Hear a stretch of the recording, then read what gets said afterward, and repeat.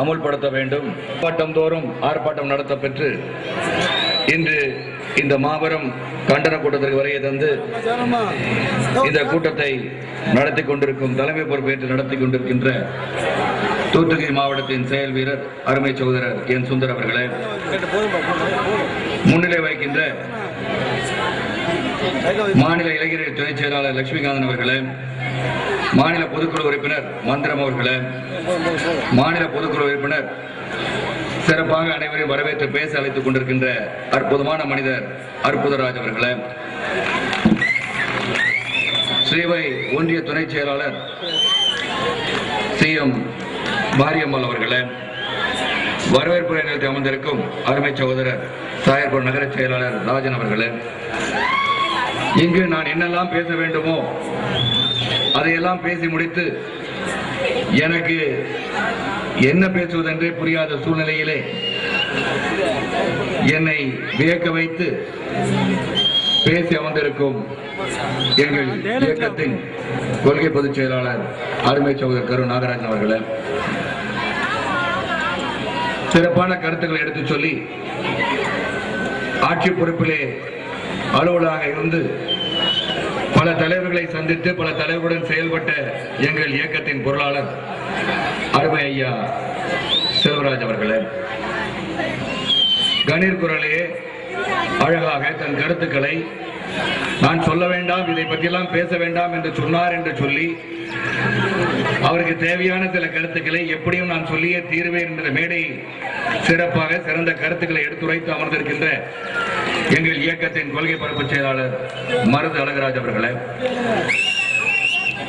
காலையிலே சிறப்பாக திருமண நிகழ்ச்சியில் பேசி 16 பெற்று பெருவாரும் வாழ்க என்பதற்கு அந்த 16 பேர்கள் என்று சிறப்பாக எடுத்துரைத்து இங்கும் சிறப்பாக கூட்ட குடிநீர் திட்ட கண்டன கூட்டத்தில் பேசி அமர்ந்திருக்கின்ற எங்கள் தலைமை செயலாளர் அருமை சகோதரர் JP அவர்களே, கட்சிகளுக்காக செயல்பட்டிருந்தாலும் இன்று எனக்கு இந்த மண்ணிலே பெருமை தேடி தந்த என் அன்பு சகோதரர் அந்தோணி சேவியர் அவர்களை முதலில் நான் பாராட்ட கடமைப்பட்டிருக்கின்றேன். அகில இந்திய சமத்துவ மக்கள் கட்சி 100% வெற்றி பெற்றதென்றால் எப்படி என்று சிலர் யோசனைப்படலாம். ஒரு இடத்திலே நாங்கள் ஒரு இடத்திலே போட்டியிட்டோம், அந்த ஒரு இடத்திலே வெற்றி பெற்றோம். அவர்தான் அந்த அந்தோணி சேவியர் அவர்கள். அவருக்கு என் வாழ்த்துக்கள். சமத்துவ மக்கள் கட்சி பொதுச் செயலாளர் சொல்லியது போல 7 மாதம் என்று கணக்கிட்டுக் கொண்டிருக்கிறார்கள். அது 9 மாத காலம் ஆகிவிட்டது. ஆகஸ்ட் 31, 2007 துவங்கப்பட்ட கட்சி 9 மாத காலத்தில் மக்களுக்கு எதை சொல்ல வேண்டும், மக்களுக்கு எதை பற்றி சொன்னால் சிறப்பாக இருக்கும், எதை சொன்னால் வாக்குகளை வாங்கிவிடலாம் என்ற எண்ணத்திலே துவங்கப்பட்ட கட்சி அல்ல சமத்துவ மக்கள் கட்சி. இன்று தமிழகத்திலே நடந்து வருகின்ற ஆட்சிகள் எப்படி நடந்து கொண்டிருக்கின்றன, அவர்களின் செயல்பாடுகள் எப்படி இருக்கிறது, அவர் மக்களுக்காக அவர்கள் தொலைநோக்கு பார்வையுடன் செயல்பட்டு வருகிறார்களா என்றெல்லாம் எண்ணி பார்த்து மக்களுக்கு நாம் என்ன செய்ய வேண்டும், மக்களுக்கு தொலைநோக்கு சிந்தனையுடன் என்னெல்லாம் செய்து மக்களை எப்படி சிறப்பாக வாழ வைக்க முடியும் என்று எண்ணிய போதுதான் அந்த எண்ணம் எப்பொழுது வந்தனால் இன்று நேற்று அல்ல. என்னை பற்றி பலருக்கும் தெரியும். நான் கடந்து வந்த பாதை, ஏதோ ஒரு பெரிய குடும்பத்தில் சரத்குமார் பிறந்திருக்கிறார், வசதி உள்ள குடும்பத்தில் பிறந்திருக்கிறார், அந்த வசதி படைத்தவர் என்று கட்சி துவங்கி இருக்கிறார் என்று நீங்கள் நினைத்து விட வேண்டாம். சிலருக்கு தெரியும், சிலருக்கு தெரியாது. என்னுடைய முதல் பணி இன்று சன் டிவி நிறுவனத்திடம் இருக்கும் தினகரன் பத்திரிகை, அன்று என்னுடைய மைத்துனர் அவர்கள் மறைந்த KP கந்தசாமி அவர்கள் துவங்கிய பத்திரிகை. அந்த பத்திரிகையிலே 1977 ஆண்டு சைக்கிள் பையனாக பத்திரிகையை கேரியர்ல கட்டிக்கிட்டு கடை கடையாக பத்திரிகை விநியோகம் செய்து 500 ரூபாய் சம்பளம் பெற்றவன் தான் இந்த சரத்குமார்.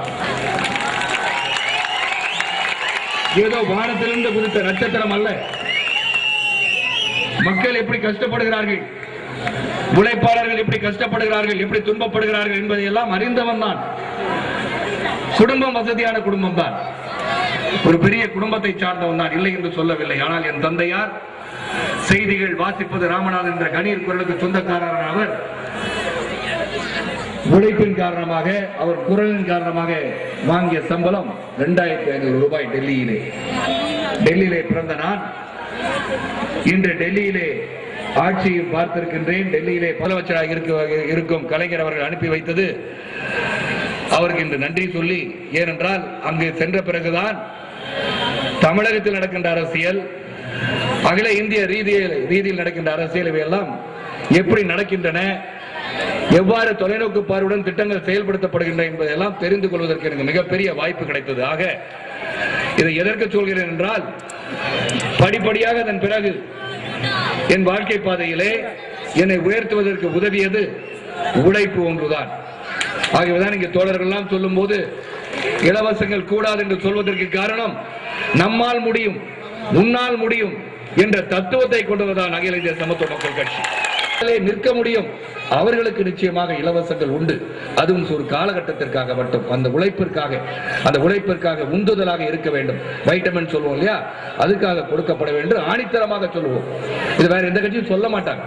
சொன்னா ஓட்டு போட மாட்டாங்க, என்ன அந்த கட்சியில இலவசமாக எதுவும் தர மாட்டாங்களா, ஓட்டு விடாதெல்லாம் பேசாதீங்கன்னு சொல்லுவாங்க. ஆனால் நாங்கள் அப்படி அல்ல. வாக்குகள் வாங்குவதற்காக இந்த கட்சியை நாங்கள் உருவாக்கவில்லை என்று திடமாக எங்களால் சொல்ல முடியும். பதவியை நோக்கி அல்ல. இங்கு சொல்பவர்கள் இதான் உங்களுக்கு கடைசி வாய்ப்புன்னு சொல்றாங்க. இல்ல, பல வாய்ப்புகள் உங்களுக்கு வரும். எனக்கு முதலமைச்சராகும் ஆசை எனக்கு இல்லை. ஆனால் இங்கு இருப்பவர்கள் இருக்கிறது. இங்க இருக்கிறவங்க யாரும் கிடையாது. ஆட்சியில் இருப்பவர்களுக்கு நாங்கள் முதலமைச்சராகவே இருந்துட்டு இருக்கணும், நிரந்தரமா இருக்கணும். ஏன்னா பலருக்கும் தெரியும், கழகம் என் குடும்பம் அப்படின்னு சொன்னார் ஒரு காலத்துல கலைஞர் அவர்கள். இன்னைக்குதான் புரியுது, அவர் குடும்பம் தான் கழகம் அப்படின்னு. அது அன்னைக்கே சொல்லியிருக்கார். தீர்க்கதரிசி அவர், சிறந்த அரசியல்வாதி.